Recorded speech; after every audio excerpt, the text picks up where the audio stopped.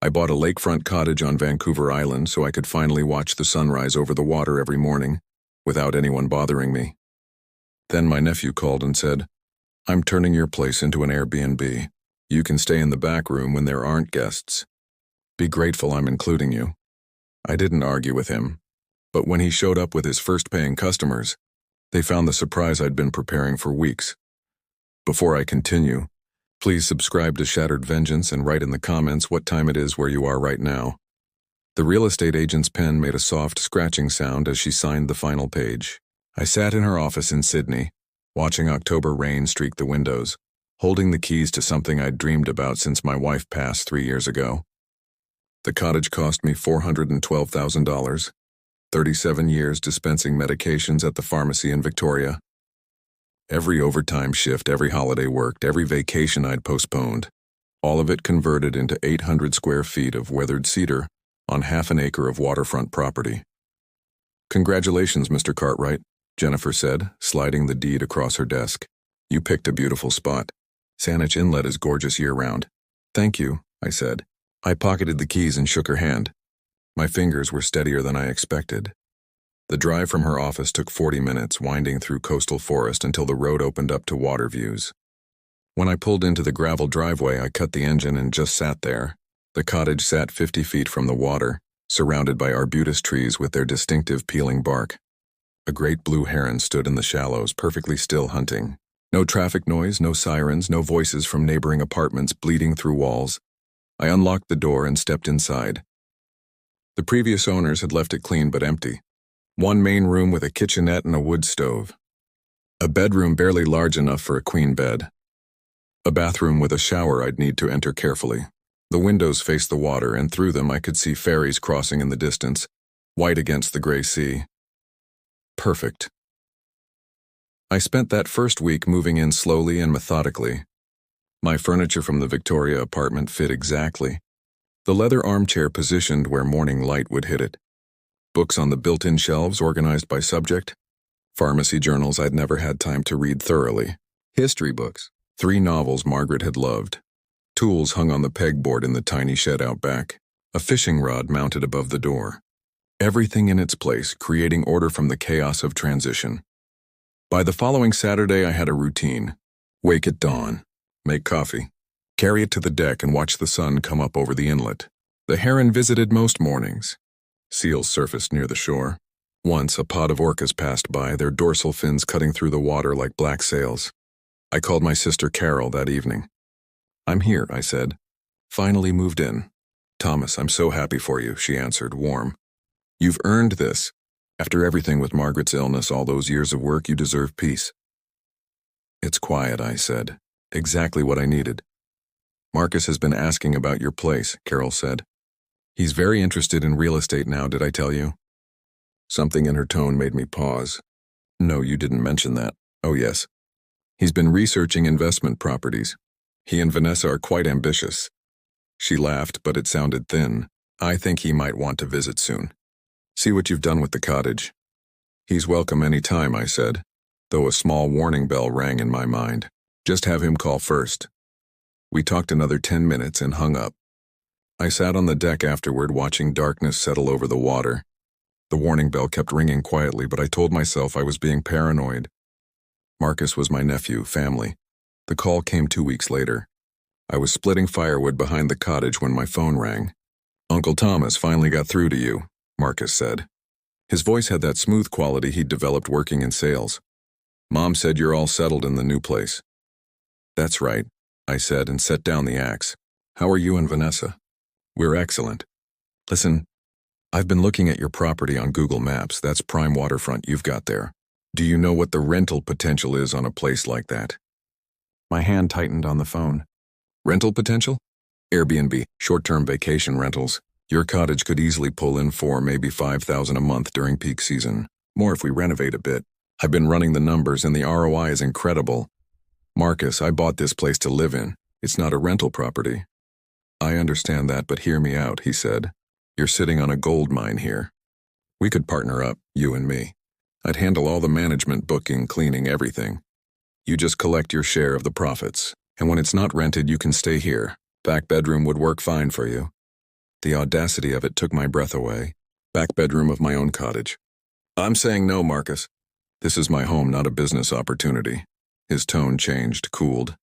That's short-sighted. You're retired? You're alone out there. What if something happens? What if you need money for medical expenses? At least think about it. There's nothing to think about, I said. I appreciate the call, but my answer is no. We'll talk again soon, he said, and hung up before I could respond. I stood there holding the phone, staring at the water. The heron was hunting in the shallows again, patient and still. I envied its simplicity. That night I couldn't sleep. I kept thinking about Marcus's phrase, back bedroom would work fine for you. As if my own cottage had become his property in his mind, and he was graciously allowing me space in it. 3 days later, Carol called. Marcus is really upset.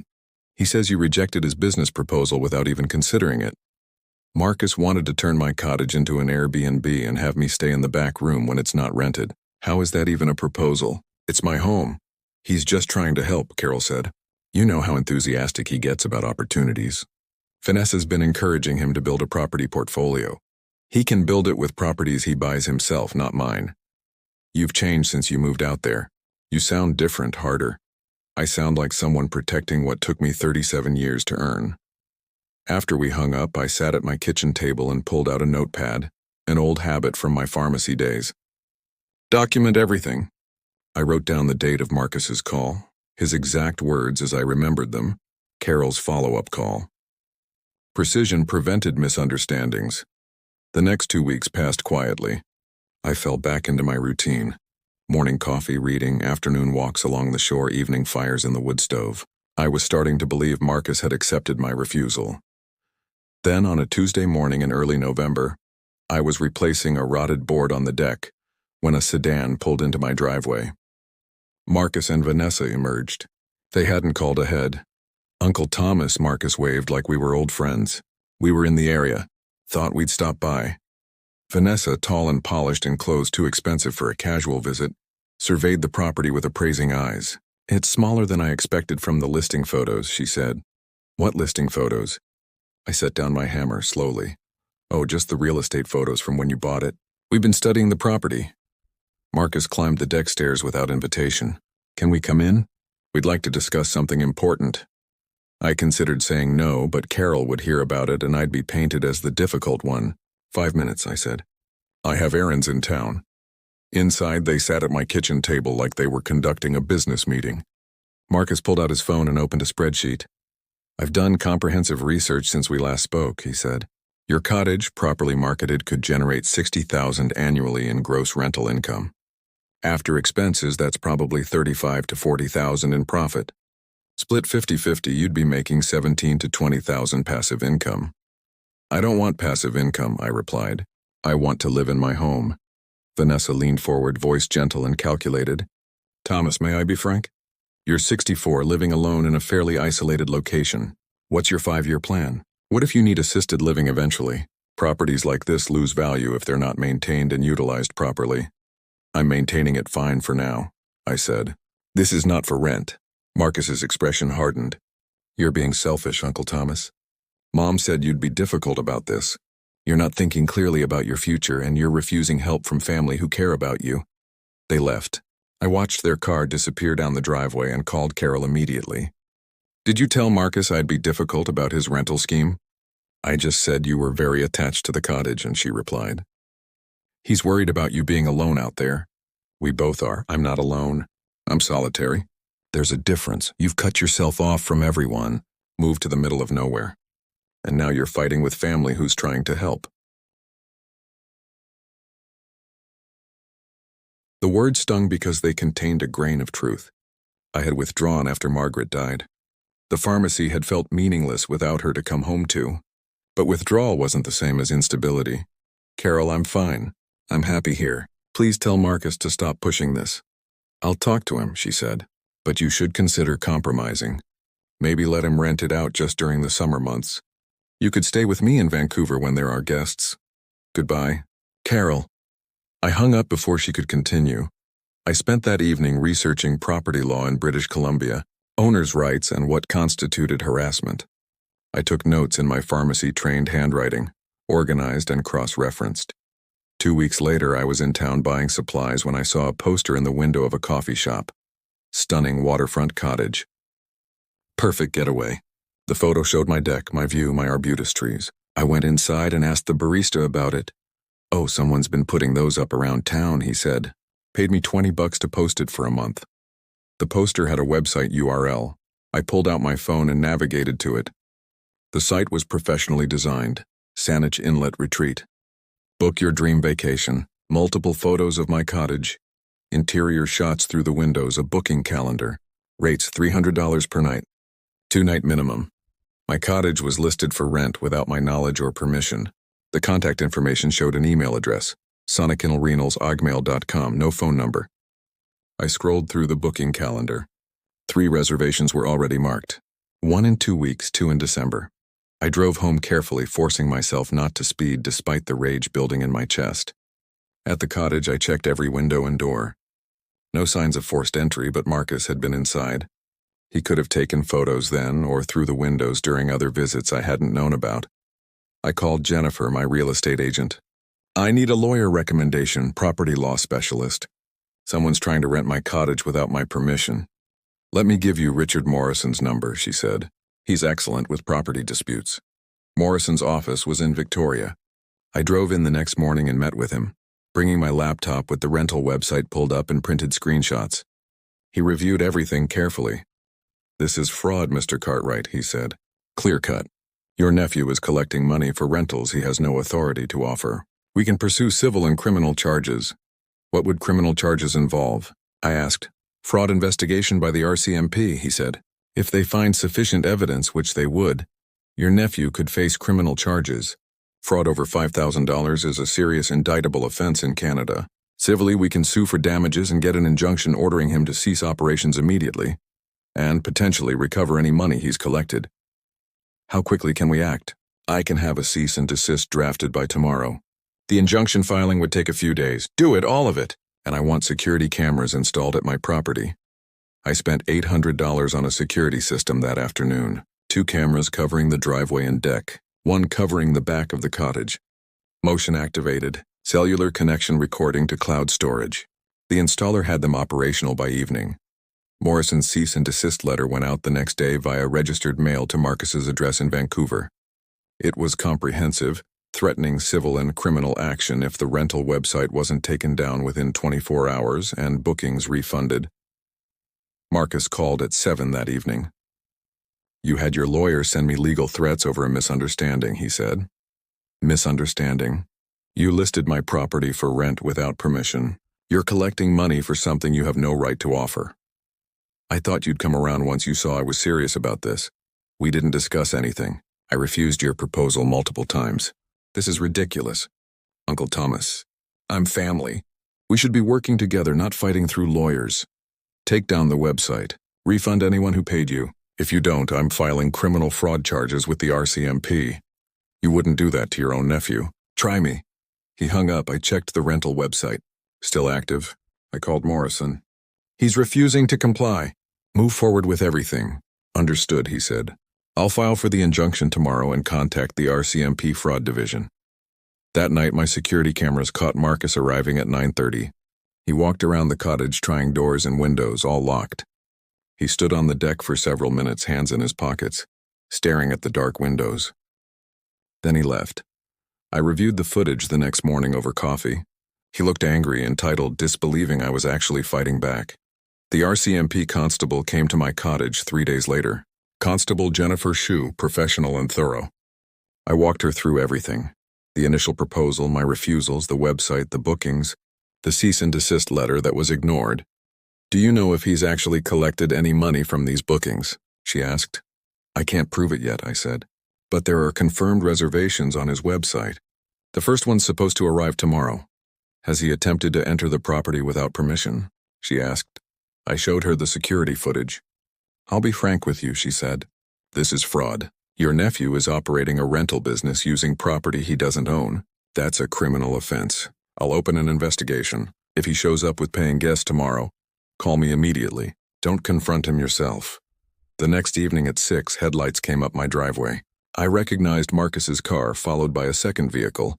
A couple probably in their 30s. I called the number the constable had given me. They're here. Don't answer the door. I'm 20 minutes away. I watched through the window as Marcus and the couple approached my deck. He tried the door, found it locked, and knocked. Uncle Thomas, it's Marcus. I have guests checking in. I stayed silent, phone in hand, recording. The knocking grew louder. The couple looked confused, uncomfortable. The woman whispered something to Marcus. He answered, gesturing at the cottage. 15 minutes later, Constable Shu's cruiser pulled in. I opened the door as she approached. Mr. Cartwright, stay inside, please. I watched from the window as she spoke with Marcus and the couple. The couple looked shocked, then angry. They got in their car and left quickly. Marcus stood arguing with Constable Shu for several minutes. She handed him documents. He read them, his face reddening in the dim driveway lights. After his car left, Constable Shu came to my door. I've informed him he's under criminal investigation for fraud, she said. He's been ordered to cease all rental operations, refund all payments, and have no contact with you except through lawyers. He violated the civil cease and desist, which strengthens your case. And those guests. They paid him $2,400 for a week-long stay. They're furious. Will there be charges? That's up to Crown Counsel, but I've documented everything tonight. The evidence is strong.